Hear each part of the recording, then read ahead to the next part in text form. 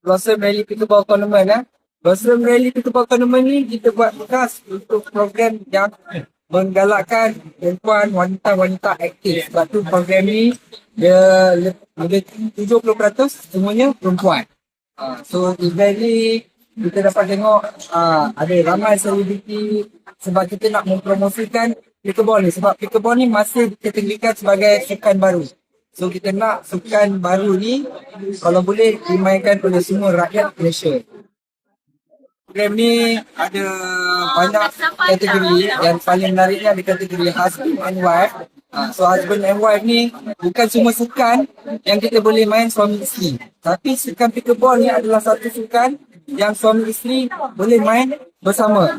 Dan kita ada banyak vendor untuk usahawan-usahawan yang baru dan ada juga yang lama untuk mempromosikan produk-produk dia. Dan kita ada platform selebriti. So bila ada selebriti, ada usahawan, so sama-sama boleh membantukan promosi produk-produk yang ada dekat inilah tempat.